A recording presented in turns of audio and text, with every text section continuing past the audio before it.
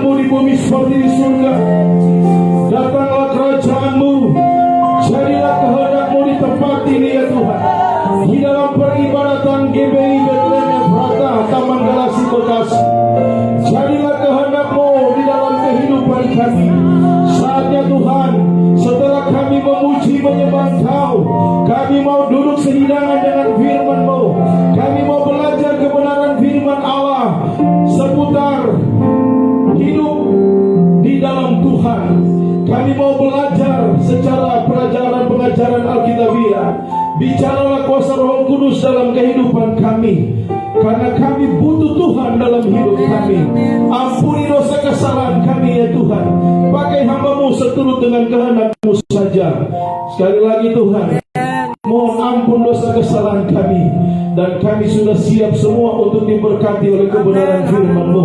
Sebelum kami juga menyatu dengan tubuh dan darah Kristus dalam sakramen perjamuan kudus, selesai khotbah ini Tuhan, kami benar-benar mempersiapkan hati kami Tuhan, hidup kami untuk diisi dengan kebenaran firman Allah. Berbicaralah Tuhan kepada kami semua lewat kuasa Roh Kudus-Mu. Kuduskan kami dengan kebenaran, karena firman-Mu adalah kebenaran. Di dalam nama Yesus sumber kebenaran, kami sambut kebenaran firman Tuhan. Haleluya. Semua kita yang siap diberkati Tuhan sama-sama katakan amin. Haleluya. Silakan duduk Bapak Ibu. Shalom. Shalom semuanya. Ya, semua diberkati hari ini. Pasti diberkati. Semua bersukacita hari ini. Amin. Pasti bersukacita. Sebelum kita masuk dalam perjamuan kudus, biasa di setiap awal bulan kami keluarga besar Gereja Bethel Indonesia Bethlehem Ephrata melakukan perjamuan kudus. Tapi ini bukan karena kebiasaan saja, tetapi ini perintah Tuhan. Gereja Bethel Indonesia melakukan perjamuan kudus. Baik, kita akan belajar kebenaran firman Allah dengan judul hidup tenang di dalam Tuhan. Kemarin juga saya sudah khotbahkan ini, ada di satu peribadatan di Cibubur. Saya sampaikan ini di ibadah persekutuan doa dan juga hari ulang tahun ya. Tetapi memang saya sudah mempersiapkan untuk bisa menyampaikan ini. Kenapa? Hari-hari ini banyak orang yang tidak tenang dalam hidupnya. Hari-hari ini banyak orang yang galau. Hari-hari ini banyak orang yang stres. Hari ini banyak orang yang benar-benar terpukul kehidupannya. Bahkan hari-hari ini banyak orang Kristen yang menamakan diri anak-anak Tuhan, uring-uringan dalam kehidupannya. Pasca pandemi, banyak sekali yang terpukul kehidupannya. Oleh sebab itu, kita mau belajar bagaimana kita hidup tenang di dalam Tuhan. Tolong angkat tangan yang mau hidupnya tenang. Tepuk tangan bagi Tuhan. Berarti kalau Anda semua ingin hidup tenang, jawabannya cuma satu: tinggal di dalam Tuhan. Amin. Bilang kanan kiri, tinggal dalam Tuhan. Haleluya. Haleluya. Saudaraku yang diberkati Tuhan, kalau bicara hidup tenang di dalam Tuhan, berarti kita semua sepakat untuk mencari ketenangan di dalam Tuhan. Saya buka dengan kalimat pendek, tetapi ini sangat filosofis banget. Untuk mendapatkan ketenangan yang benar-benar tenang, hanya ada di dalam Tuhan. Saya ulangi ya. Untuk mendapatkan ketenangan yang benar-benar tenang, hanya ada di dalam Tuhan Yesus Kristus. Ada satu pujian yang berkata Mazmur 62 sesuai dengan ayat ini. Hanya dekat Allah saja aku tenang, daripada nyala keselamatanku. Hanya Dia gunung batuku, hanya Dia kota bentengku. Aku tidak akan goyah selama-lamanya. Pujian ini lahir daripada pembacaan Mazmur 62 ayat 1 dan 2. Nah, hari ini kita mau belajar sekali lagi Bapak Ibu yang diberkati Tuhan, perihal tentang hidup tenang di dalam Tuhan. Mari kita buka di dalam Mazmur 62 ayat 1 sampai dengan ayatnya yang ke-13. Nanti tolong ditampilkan Pak Masjid ayatnya. Ya, biar kita baca bersama-sama. Bapak Ibu bisa buka Alkitabnya. Kita baca Mazmur ya. Mazmur 62 ayat 1 sampai dengan 13 ya. Bagaimana kita mau belajar, kita mau baca bersama-sama kebenaran ini. Dan saya percaya Bapak Ibu yang diberkati Tuhan, ini merupakan berkat bagi kita di awal bulan September yang kita kenal dengan September ceria, ya kan? Karena saya lahir di bulan September, makanya ceria. Oke, kita baca bersama-sama ya. Berbalas-balasan ya. Saya dulu, baru selanjutnya jemaat Tuhan. Untuk pemimpin biduan menurut Yedutun Mazmur Daud.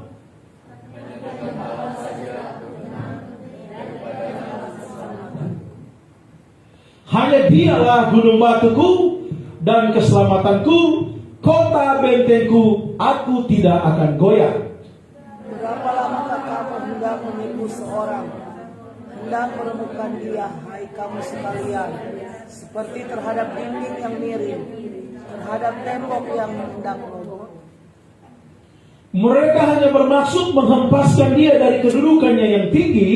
Mereka suka kepada dusta, dengan mulutnya mereka memberkati, tetapi dalam hatinya mereka mengutuki. Hanya kepada Allah saja kiranya aku tenang, sebab daripadanya lah harapanku. Pada Allah ada keselamatanku dan kemuliaanku, gunung batu kekuatanku, tempat perlindunganku ialah Allah. Percayalah kepadanya setiap waktu, hai umat. Curahkanlah isi hatimu di hadapannya. Allah ialah tempat perlindungan kita. Hanya angin saja orang-orang yang hina, suatu dusta saja orang-orang yang mulia. Pada neraca mereka naik ke atas, mereka sekalian lebih ringan daripada angin. Janganlah percaya kepada pemerasan, janganlah menaruh harap yang sia-sia kepada perampasan. Apabila harta makin bertambah, janganlah hatimu melekat padanya. Satu kali Allah berfirman, dua hal yang aku dengar, bahwa kuasa dari Allah asalnya. Dan daripadamu juga kasih setia, ya Tuhan, sebab Engkau membalas setiap orang menurut perbuatannya. Haleluya. Tepuk tangan untuk firman Tuhan dong. Haleluya saudara. Jelas sekali Mazmur Daud menyampaikan hal ini. Dia mengutarakan isi hatinya. Dan ternyata isi hatinya adalah hanya dekat Allah saja aku tenang. Kalau lembaga kita memberi judul perikop pembacaan tadi, kita baca tadi satu perikop 13 ayat dengan judul perikopnya tenang dekat Allah. Dan ini sangat menarik. Kenapa bisa tenang berada di dalam Tuhan? Kenapa Mazmur begitu? Kenapa Daud begitu sumringahnya dan dia berkata tenang dekat Allah? Kita tahu Daud ini siapa? Dia punya banyak hal, betul? Dia raja. By the way, kenapa dia berkata hanya dekat Allah saja aku tenang? Ya kan? Bukan dekat harta duniawi, bukan dekat kerajaan, bukan dekat prajurit orang banyak dia tenang, tapi justru dia berkata hanya dekat Allah saja aku tenang. Sebagai aplikasinya dalam kehidupan kita, demikian juga halnya dalam kehidupan kita setiap hari. Mari kita bertanya kepada diri kita, apakah kita searah dengan firman Allah yang berkata hanya dekat Allah saja aku tenang, atau sebaliknya kita berkata hanya dekat hartaku aku tenang, hanya dekat uangku aku tenang, hanya dekat jabatanku aku tenang, hanya dekat pekerjaanku aku tenang, hanya dekat pacarku aku tenang, hanya dekat dunia ini aku tenang. Kalau masih kita berkata hanya dekat dengan dunia ini aku tenang, maka Anda tidak akan pernah mengalami ketenangan yang benar-benar tenang. Karena kenapa? Pasti ada saja yang mengusik. Termasuk dunia ini mengusik diri kita. Betul apa ya?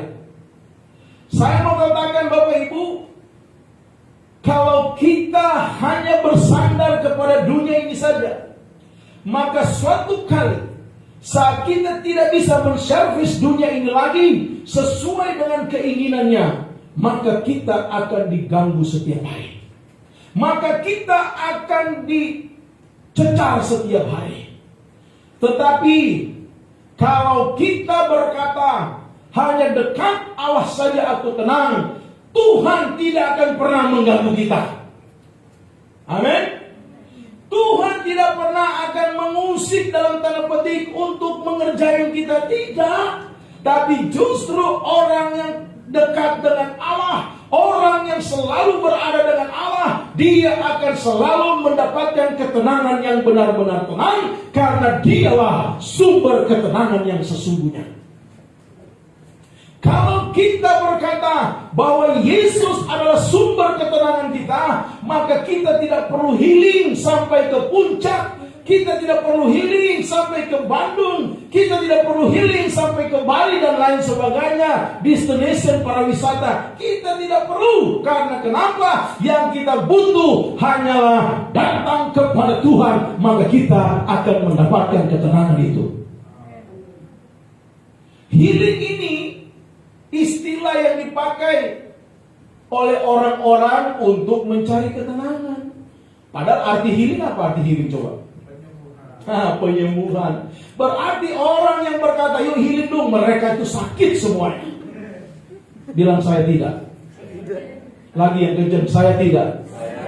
Tapi dia. Jangan saling nunjuk ya. Ya.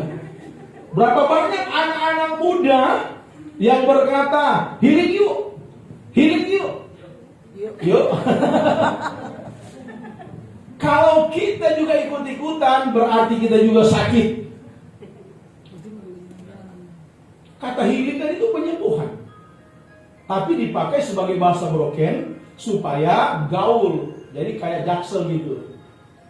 Ya, saya mau katakan Bapak Ibu, dewasa saat ini kita sering akrab dengan perkataan healing, yang kemudian kita bisa simpulkan itu adalah aktivitas yang dilakukan untuk mendapatkan ketenangan batin.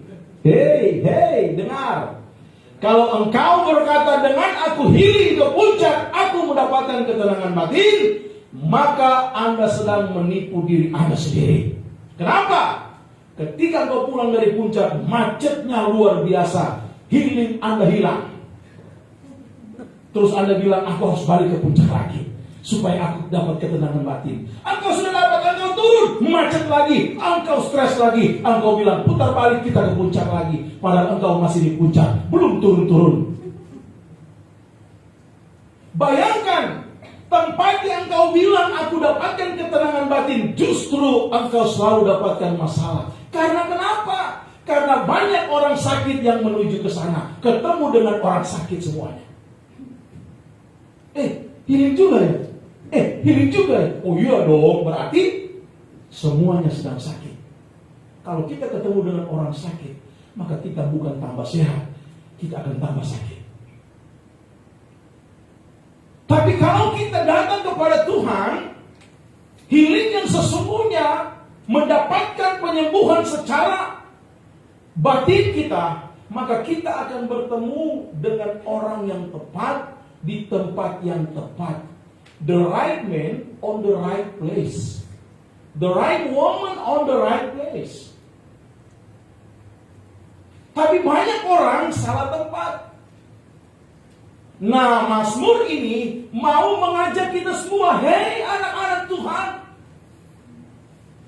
keyakinan kita bahwa sama seperti keyakinan Daud, dia menuliskan keyakinan imannya bahwa memelihara ketenangan jiwa dalam segala keadaan adalah hal yang bisa kita dapatkan di dalam Tuhan. Sebenarnya ada jaminan, cuman kitanya saja yang tidak mau datang kepada Tuhan untuk mendapatkan ketenangan yang ada di dalam Tuhan itu. Kita pergi kemana? ke tempat dugem, gitu kan? Pulang dari tempat dugem, matanya nggak bisa dia terang, aduh dia masuk lagi. Akhirnya dia tidak bisa bertemu lagi dengan keadaan kehidupan di dalam Tuhan yang sesungguhnya. Dia bertemu dengan keadaan dunia yang menghancurkannya. Saudara, dengar baik. Ketenangan jiwa di dalam Tuhan yang harus kita temukan yang sebenarnya itu tidak jauh-jauh, itu cuma ada di dalam kebenaran Alkitab. Amin. Jadi kalau engkau dalam keadaan galau dan engkau bilang aku mau healing, hey, lari saja sama Tuhan. Baca Alkitab, berdoa, dan dengar baik. Jangan asal ada apanya engkau datang cari Tuhan, tapi engkau datang cari Tuhan apa adanya. Banyak orang bilang, Pak Pendeta, saya galau, saya stres. Benar dong, saya datang cari Tuhan. Good. Tapi dengar baik, engkau datang cari Tuhan bukan karena apa adanya ketulusanmu cari Tuhan, tapi karena engkau sedang galau, maka engkau datang cari Tuhan. Kalau begitu pun cara engkau berpikir setiap hari, maka setelah engkau datang kepada Tuhan, engkau pulang stres lagi. Engkau berbalik kanan, stres lagi. Kenapa? Karena engkau jadikan Tuhan sebagai ban serep. Waktu engkau butuh, engkau pakai. Tapi kalau engkau datang kepada Tuhan dan berkata, kemarin Tuhan aku datang karena ada apanya, hari ini aku mau pastikan, aku mau make sure bahwa aku butuh Tuhan. Yang aku cari adalah Tuhan. Yang aku butuh adalah Tuhan. Dan aku tidak mau fokus pada masalahku. Aku mau fokus kepada Tuhan saja. Itu baru namanya mencari Tuhan apa adanya. Tulus apa adanya. Tuhan tahu engkau punya masalah. Tuhan tahu. Tapi belajarlah cari Tuhan bukan karena ada masalah. Amin. Engkau harus bisa datang kepada masalah dan engkau harus bilang, "Hi problem, I have big God." Hai masalah, aku punya Tuhan yang besar. Itu artinya yang besar bukan masalahmu, tapi yang besar adalah Tuhanmu. Amin. Kalau kita terlalu setiap hari datang kepada Tuhan menangis kayak anak kecil dan berkata, Tuhan, aku punya masalah yang besar. Tuhan, aku punya problem yang luar biasa. Dengar baik, engkau sedang mengecilkan Tuhanmu dalam kehidupanmu. Engkau sedang membesar-besarkan masalah dalam kehidupanmu. Bagaimana engkau bisa izinkan Tuhan bertindak dalam masalahmu kalau engkau selalu membesarkan masalah itu? Engkau harus datang kepada masalah dan berkata, "Hi problem, I have big God." Ya, sama-sama dengan saya katakan 1, 2, 3. Hi problem, I have big God. Hai masalah, aku punya Tuhan yang besar. Itu artinya sekali lagi deklarasi iman kita, yang besar adalah Tuhan kita, bukan masalah kita. Kalau itu yang kita lakukan, maka saya percaya ketika engkau menyanyi, teranglah jiwaku dalam naungan sayapmu. Ini lagu zaman dulu, ya. Wah, tahun berapa lagu ini? Masih zaman lampu botol. Bapak Ibu yang diberkati Tuhan, di dalam kebenaran yang kita baca tadi, ada jaminan tentang hidup tenang di dalam Tuhan. Yuk mari kita korek. Kita korek-korek semua untuk kita bisa temukan jawaban. Mengapa ada jaminan hidup tenang di dalam Tuhan? Kalau mengapa berarti ada karena. Yuk mari kita cari karena itu. Amin. Mengapa ada jaminan hidup di dalam Tuhan? Yang pertama, kita belajar satu persatu. Yang pertama adalah, mengapa ada jaminan hidup tenang di dalam Tuhan? Next slide. Yuk kita baca 1, 2, 3. Karena dalam Tuhan ada ketenangan. Ternyata jaminan pertama hidup tenang di dalam Tuhan. Mengapa? Karena Di dalam Tuhan ada ketenangan. Ayatnya mana yang kita baca tadi? Mazmur 62 ayat 2 dan 3. Hanya dekat Allah saja aku tenang, daripadanya lah keselamatanku. Hanya dialah gunung batu dan keselamatanku, kota bentengku. Aku tidak akan goyah. Amin. Nah, kalau kita bilang karena di dalam Tuhan ada ketenangan, maka apa yang harus kita lakukan? Mendekatkanlah diri kita kepada Tuhan. Jangan cuma nyanyi lagu, mendekatlah padaku, rasakan tanganku di dada. Tapi kalau nyanyi itu lagu mantap, tapi kamu datang, mendekatlah pada Tuhan. Nggak mau. Saudara, untuk kita mendapatkan jaminan ketenangan di dalam Tuhan, maka cara yang terbaik, the first, your step adalah mendekatlah engkau kepada Tuhan. Katakan aku mau. Aku mau. Lagi yang kencang, aku mau. Mau apa? Mendekat dengan Tuhan. Amin. Mendekatkan diri kepada Tuhan. Next slide. Kalau kita mendekatkan diri kepada Tuhan, itu akan memberikan ketenangan. Dan bukan hanya ketenangan saja, tetapi akan memberikan yang namanya jaminan. Jaminan yang pasti di tengah-tengah dunia yang penuh dengan ketidakpastian. Amin. Kita akan mendapatkan ketenangan. Kita akan mendapatkan jaminan pasti di tengah dunia yang penuh dengan ketidakpastian. Saudara, dengar baik. Waktu kita lagi ada dalam masalah, kita kadang-kala suka curcol ya. Suka curhat kiri kanan dan lain sebagainya. Sebenarnya tidak mengapa ya. Oh, itu kan sahabat saya, betul sahabat. Tapi dengar baik. Sahabat tidak bisa memberikan jaminan yang pasti. Meskipun orang dekat kita, betul? Tetapi hanya memberikan jaminan yang pasti di tengah-tengah dunia yang penuh dengan ketidakpastian hanyalah Tuhan Yesus saja. So, mari, agar Anda mendapatkan ketenangan yang benar-benar tenang, dekatkanlah diri Anda pada Tuhan. Dan segala permasalahanmu selalu ada jalan keluar di dalam Tuhan. Dengar baik. Di dalam Tuhan tidak pernah ada jalan buntu. Yuk sama-sama dengan saya katakan, di dalam Tuhan tidak pernah ada jalan buntu. Tapi dalam Tuhan selalu ada jalan keluar. Tepuk tangan bagi Tuhan kita. God will make a way. Aku lupa itu ya. Ya, Don Moon itu dia menciptakan lagu tersebut bukan hanya sembarang, tetapi dia punya kesaksian hidup. Berbagai hal yang dia temukan di dalam Tuhan yang disebut dengan jalan keluar. Amen. Way out yang terbaik, yang the best way out hanya ada di dalam Tuhan. Jaminannya apa? Yesus berkata, akulah jalan kebenaran dan hidup. Bukan hanya kebenaran, tapi hidup. Jadi hidup dan penghidupan saya dan saudara ada di dalam Tuhan. Dan jalan Dia yang harus kita cari. Amin. Kalau Anda lagi galau, jangan cari jalan keluar di luar Kristus. Kalau jalan keluar di luar Kristus, maka Anda gampang tersesat dan gampang lupa pulang.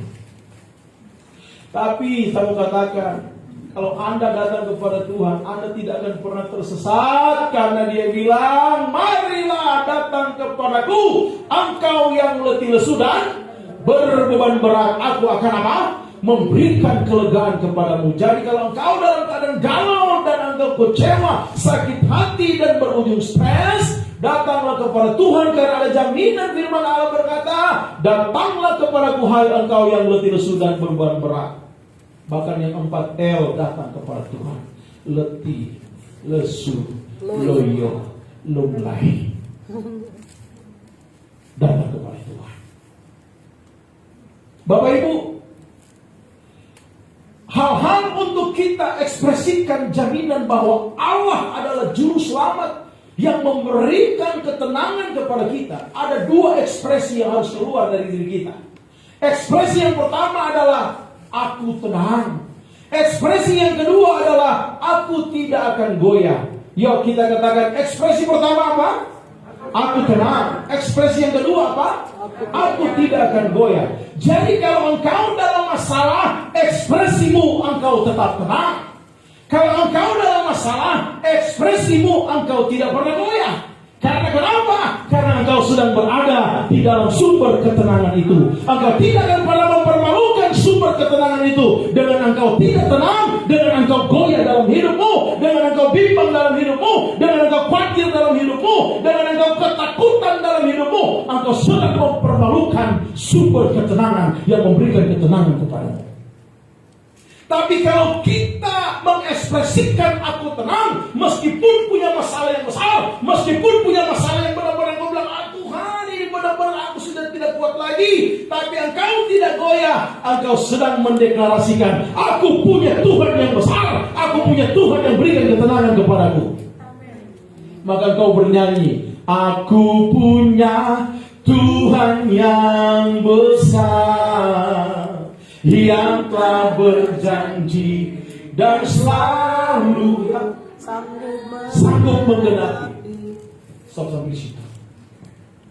Jadi kalau kita mengekspresikan keadaan kita tenang dalam masalah, kalau kita mengekspresikan kita tidak goyah dalam masalah, itu sebenarnya sedang menceritakan siapa Tuhan yang kita sedang sembah, siapa Tuhan yang sedang bersama dengan kita. Dan inilah yang Daud ekspresikan. Amin. Yang Daud ekspresikan dalam kehidupannya bahwa dia tenang dan dia tidak goyah. Hari ini saya mengajak kita secara aktif. Apa masalahmu? Tolong angkat tangan yang punya masalah. Tolong angkat tangan yang punya masalah. Semua punya masalah. Semua punya masalah. Semua punya masalah, bukan tidak? Ya. Ekspresikan ketenangan. Ekspresikan tidak goyah. Maka Tuhan tetap tersenyum melihat Anda. Amin. Yuk kita mau sama-sama katakan, aku mau buat Tuhan tersenyum. 1, 2, 3. Tepuk tangan bagi Tuhan.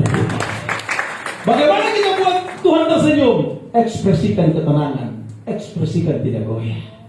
Amin. Besok datang badai, engkau tetap tenang. Di saat badai bergelora, ku akan terbang bersamamu, Bapa kau Raja atas semesta, ku tenang sebab kau Allahku. Wow, haleluya. Ganti kalimat terakhir, ku tenang sebab kau sumber ketenangan. Amin. Keselamatan kita dijamin di dalam Kristus. Kita bisa bandingkan dalam Yohanes 10:27-29 bahwa kita benar-benar mendapatkan jaminan di dalam Kristus. Yang kemudian itulah yang membuat saya dan saudara anak-anak Tuhan merasakan yang namanya ketenangan jiwa yang sejati. Orang yang merasakan ketenangan jiwa yang sejati, ekspresinya kembali lagi saya katakan, dia selalu tenang dan dia selalu tidak akan goyah. Amin. Tapi sebaliknya, kalau engkau tidak engkau tidak datang kepada Tuhan, engkau hanya datang kepada dunia, maka ekspresimu uring-uringan, ekspresimu marah-marah, ekspresimu gampang tersinggung, ekspresimu persis dunia. Amin. Oleh karena itu, poin pertama, mengapa ada jaminan hidup tenang di dalam Tuhan? Jawabannya, karena di dalam Tuhan ada ketenangan. Yang kedua adalah, mengapa ada jaminan hidup tenang di dalam Tuhan? Karena yang kedua, mari kita baca 1, 2, 3. Ya, karena dalam Tuhan ada pengharapan. Amin. Karena dalam Tuhan ada pengharapan. Hanya pada Allah saja kiranya aku tenang, sebab daripadanya lah harapanku, pengharapanku. Hanya Yesus saja yang mati atas Golgota. Dia gembala jiwaku yang sungguh. Yesus, Dia harapanku.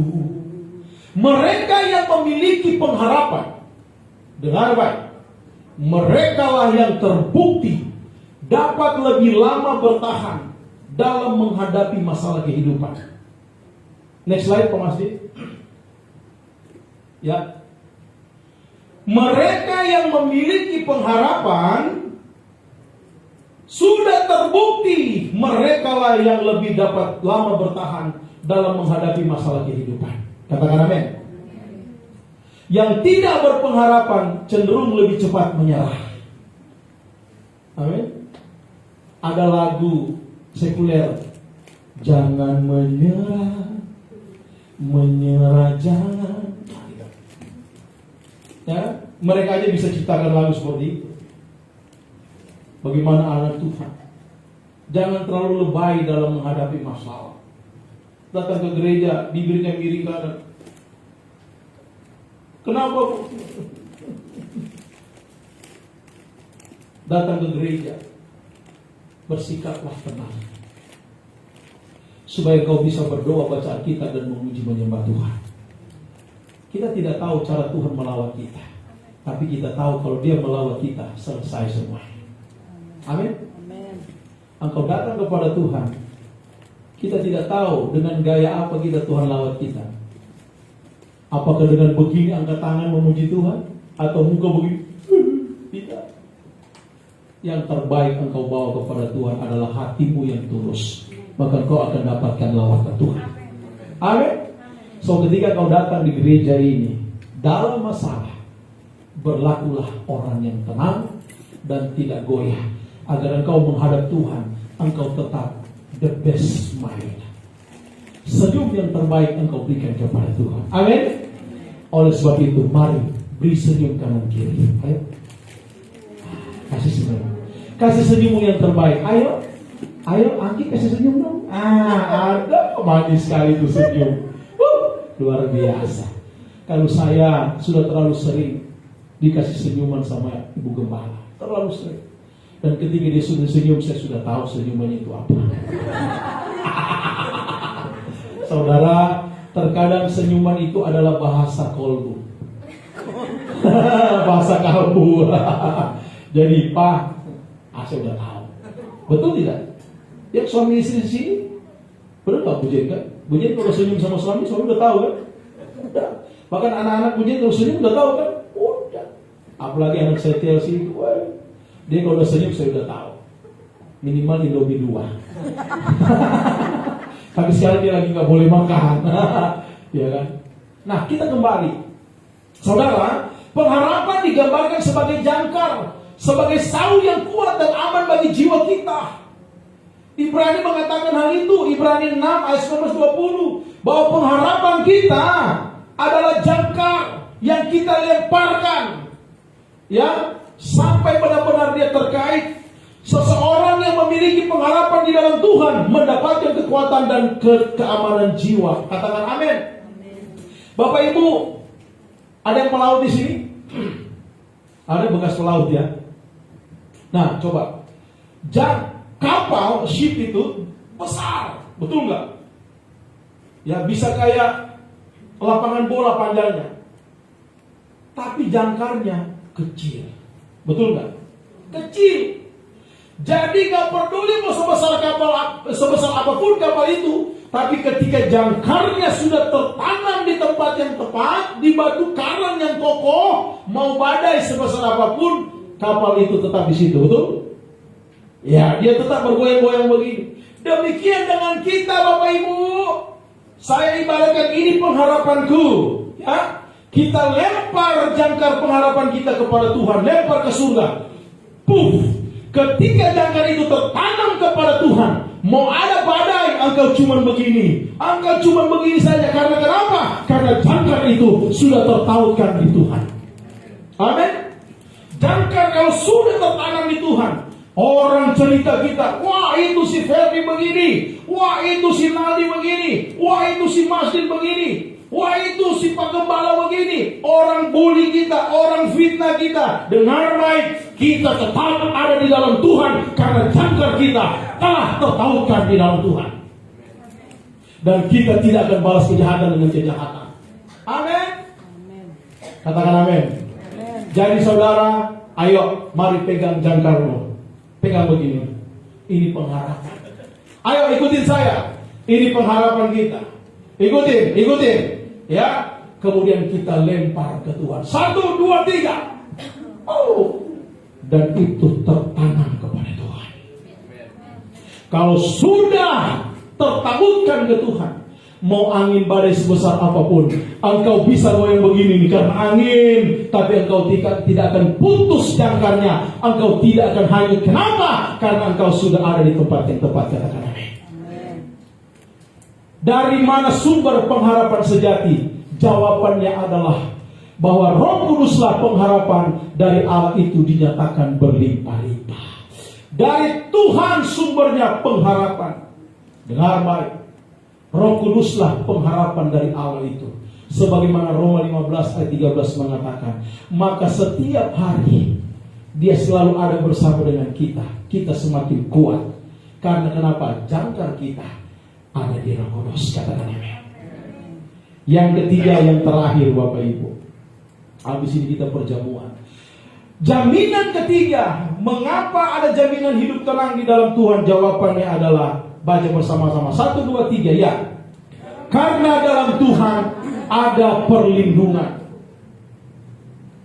Mazmur 62 ayat 8 dan 9 berkata seperti ini dalam pembacaan kita tadi.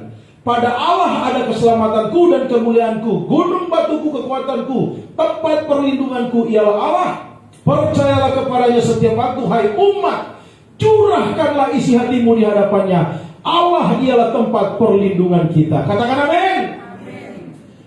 Terakhir saya mengatakan, jaminan hidup tenang di dalam Tuhan karena di dalam Tuhan ada perlindungan. Dan firman Tuhan berkata, curahkanlah isi hatimu di hadapannya, karena Allah ialah tempat perlindungan kita. Katakan amin. Kalau Anda mau curahkan isi hatimu kepada teman, ya silakan, tapi engkau tanggung akibatnya. Engkau tanggung akibatnya. Jeng, sini deh. Kenapa Jeng? Begini. Cuman kamu yang saya percaya. Oh iya, kita kan bestie banget gitu loh. Tenang. Rahasia kamu terjaga, clear. Dia cerita begini. Si ibu ini pergi ke ibu yang satu. Jangan sini, cuman kamu yang saya percaya loh. Jangan cerita loh. Oh iya, saya yakin. Dia cerita, udah 2 orang yang tahu. Ibu ini bilang ke temannya lagi, sini, cuman kamu yang saya percaya di kompleks ini. Kita kan dekat rumahnya, ya mati. Habis baterai ya.